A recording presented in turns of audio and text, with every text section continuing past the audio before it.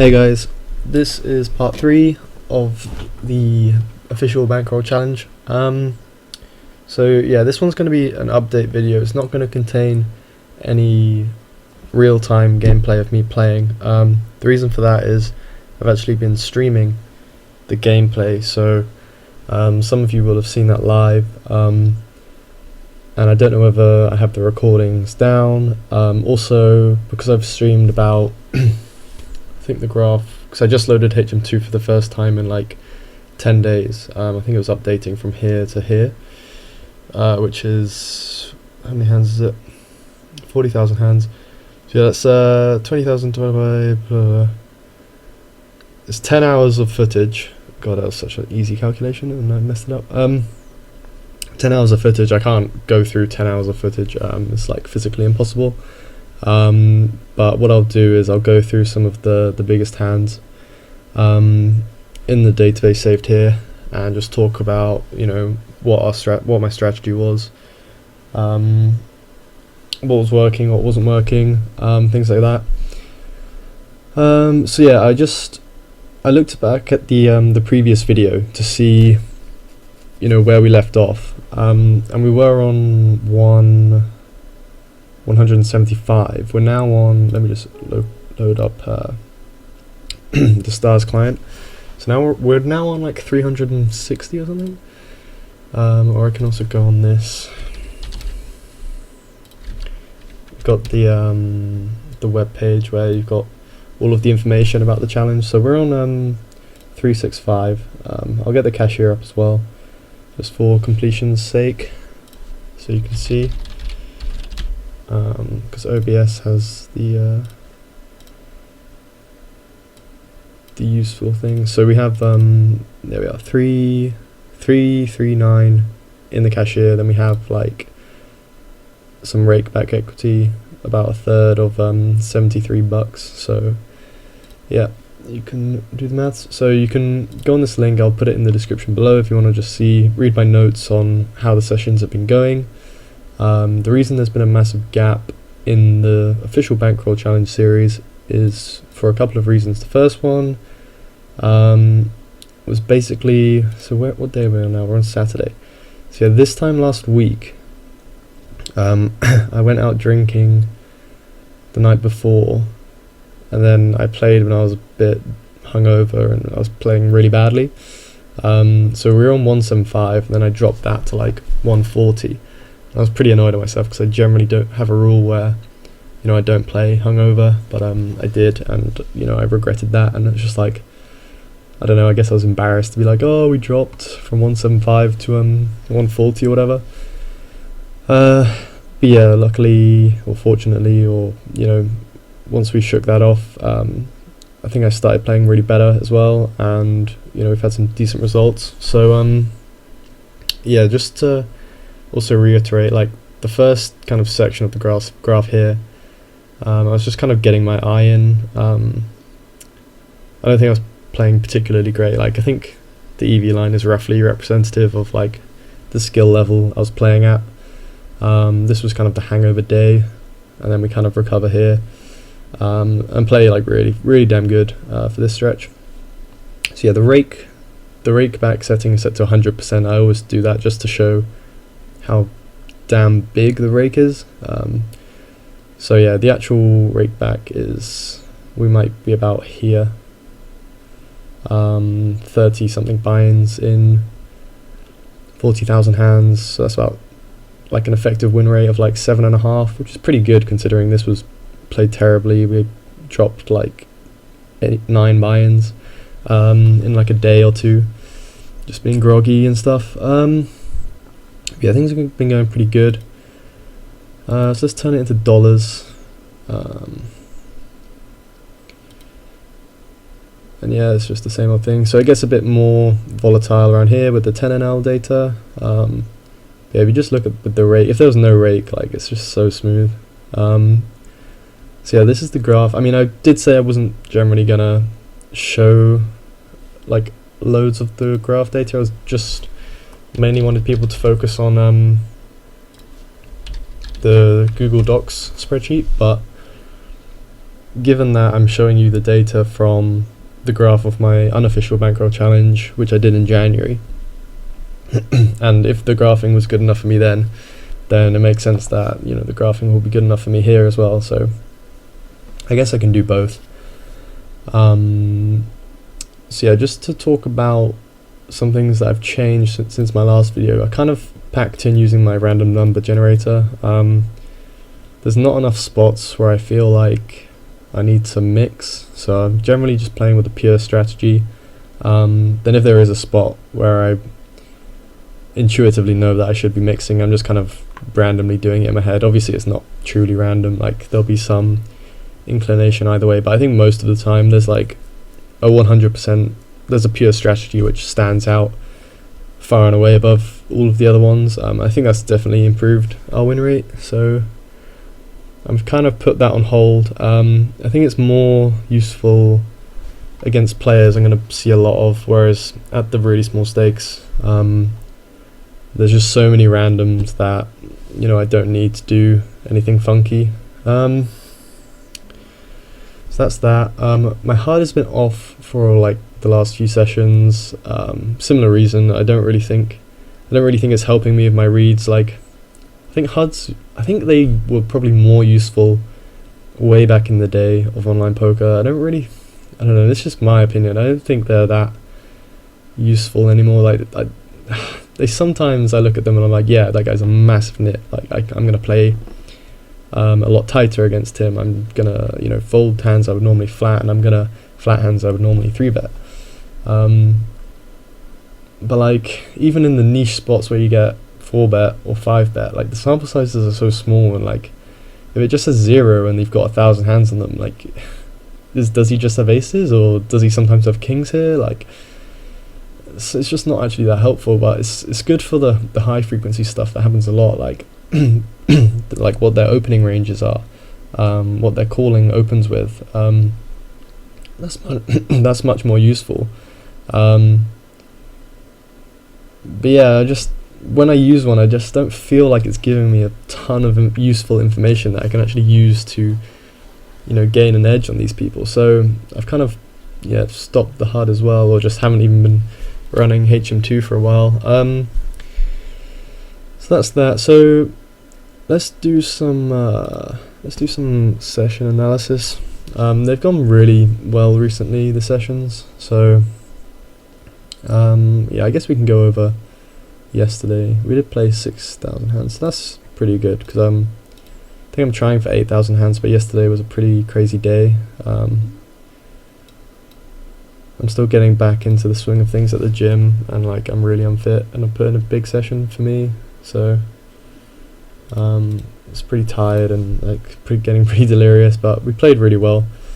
So yeah, we'll go through all the biggest hands, and we'll get rid of opponent's hands. So this guy was in the Twitch chat as well.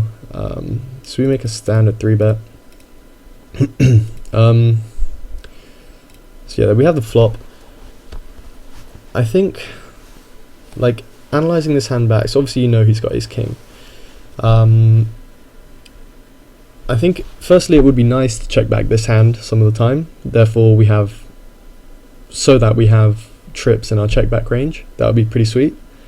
However, I think in the moment I thought, you know, ace-4 is just so damn good for our range, and like if we just deny equity to like pocket 8s through to jacks, like I think that's pretty good. So I go for the small re-raise, and we get re-raised back in our face, and like he's basically saying he's got, I don't think he's ever has ace-4 of any variety. Pocket 4s, I think he can have. I don't think he should have it, but he can have it, just the way that the games are played. This is just assuming this guy's readless. But yeah, we can never fold, and we can never raise, so we just call. So he makes another check on the turn. And yeah, I was analysing this in the Twitch chat as well, the Twitch stream yesterday. I think his check is pretty good, because if he knows I'm never going to c-bet call pocket kings or pocket queens, which I probably do just call because I don't actually expect him to check raise this board pretty much ever, because we have range advantage, not him, because he's meant to like full bet ace king most of the time in this spot pre-flop. So, you know, it could be some sort of spazzy bluff with like king queen of clubs or king queen of hearts, you know. So I just want to deny equity to whatever kind of junk he has, but you know, he's so crushed that there's not really much you can do. So he does another check raise. So now I'm actually getting pretty concerned. Having said that,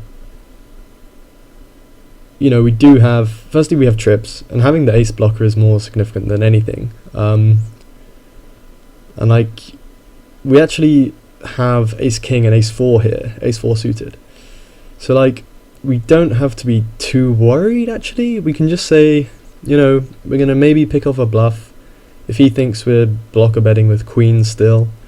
You know, I probably bet fold queens here, or I don't know, check and lose. I'm not really sure, but you know, before this hand happened, I didn't know anything about this guy, so he could be doing anything. So we call again, and a 3 is another good card because we can make a full house. So we beat pocket 4s if he does somehow have pocket 4s. And he jams, and I was just like, firstly I was really getting pretty tired and groggy, so I was just like, I wasn't thinking it through. Like after the fact, I said to myself, I was like, you know, you could call ace 4, ace 3, and ace king, and you know, you don't get exploited, and of course quads. But yeah, so we get shown the nuts, and I think the turn check raise by him is pretty good. If he thinks I'm always going to bet trips on the turn when check 2, then he can always get in the double check raise, which is getting check raises in when you're deep stacked is really important to get all the money in. So I think his line was pretty good. I think he knew I was going to be aggressive with all of my trips. So I think he played that pretty well, and I think we could have played it better by calling, you know, ace king, aces. Do I play pocket kings like this? Maybe, yeah. You know, we do have better hands, so we can fold the river. Like the river bet is 150 big blinds, you got to remember, so we definitely could have played that better. This sounds pretty funny. So we put in a massive squeeze. We go 4 ways. It's just so difficult to flop pocket 8s or a 7 here for all of these guys. So I'm not too afraid just to put a bet in and try and extract some value from 9s, 10s, and jacks. We turn a queen, and now because I got called in 2 spots, I'm, you know, pretty happy. And I think one of them has to be strong, you know, if they have pocket 8s. Having said that, because if they have pocket 8s, they're always going to go broke, and maybe checking could induce some wider bets. You know, a check could be pretty good here, and a 7's always going to lose a stack. But at the same time, I don't think anyone's going to bluff any situation, so I think betting and checking are probably about the same EV. This time I went for the bet. I think kings plus I probably check. Queens is a pretty likely holding for this guy. This guy should have folded pre-flop. It's 100% a mistake to call this hand. I'm sure he got really lucky on the flop, and he got really unlucky on the turn. But yeah, that's just how that hand played out. So we 3-bet, and we get cold called by this guy. Okay, so we get that through there. That's good. We have pretty decent range advantage. He should be, I think he should be, yeah, I remember this hand now. He should be 4-betting ace king against this cold caller. So I think he's way more weighted to ace queen suited in particular. And I think jamming here is fine. I think, you know, we block ace king, and there's only like, well, he's not meant to have deuces or 4s, but nonetheless there's only one combination of deuces and 3 of 4s, so, you know, unless he has ace king, he can't really call. As it happens, he made, in my opinion, a bad call pre-flop, and, you know, got lucky. That's fine, you know, well played. Okay, so we're deep here. Bet half pot on the flop, seems fine to me. River turn pretty good, bet just half pot again. He doesn't seem to want to fold.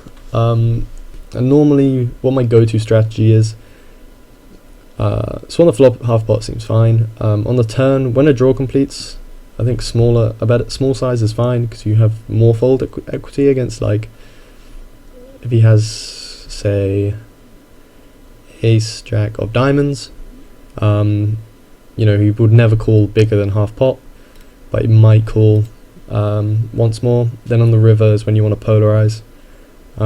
It's not the greatest river, because ace 10 suited does improve, and you know, you can have better flushes, but just the way the hand was playing out, I just trusted my instincts and went for the big value bet, and we somehow get paid. This is definitely a mistake along the way.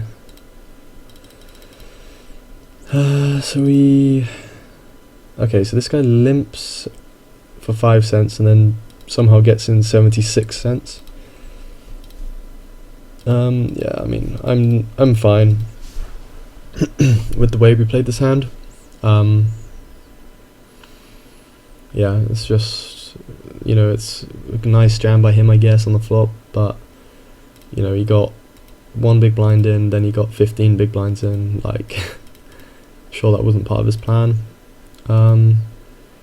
This one, honestly, I think I can fold at this juncture right here, or whatever that word is.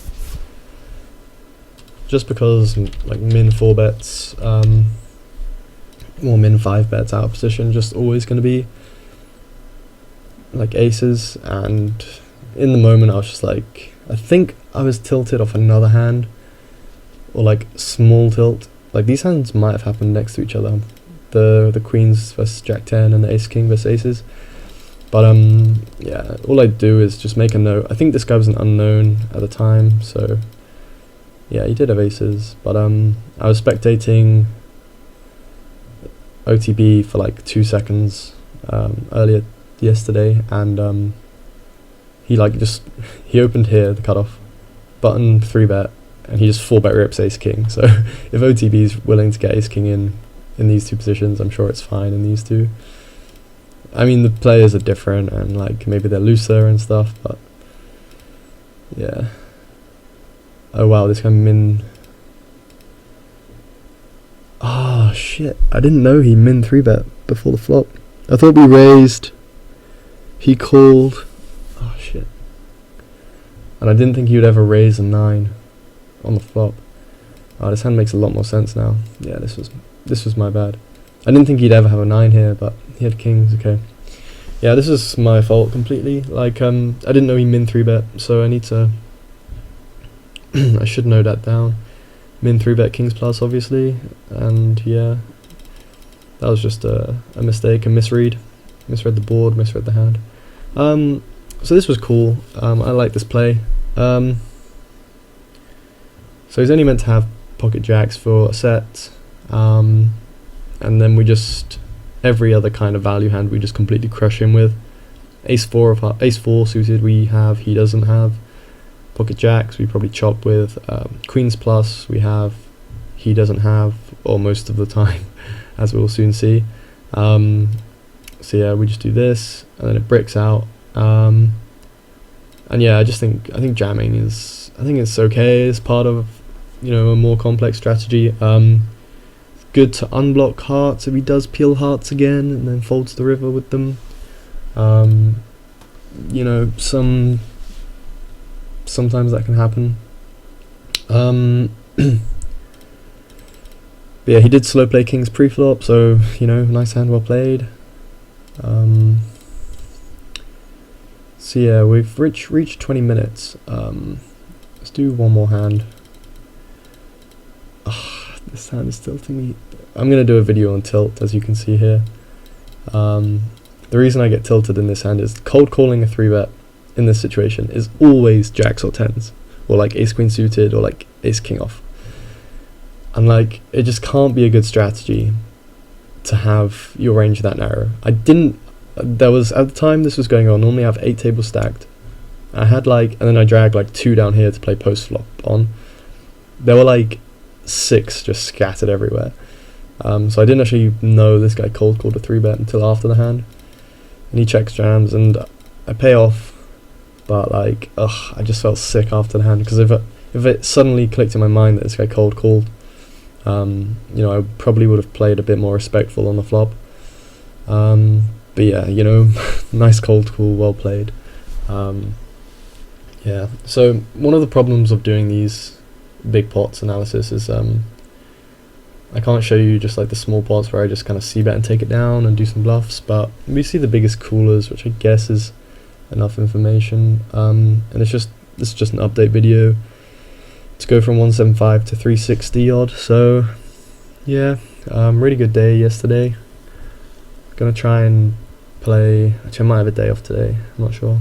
Anyway, maybe you'll see me streaming, maybe you won't. I hope you have a good day. If you have questions about things you want to learn more about, in terms of my strategy for the micros, leave some comments below. So one of the guys in the chat yesterday said, you know, maybe make a video on how to play ace king when you miss. You know, I didn't have that idea, that was his idea. So I'm going to do that. And yeah, so have a great day, and I'll see you in my next video or on the stream.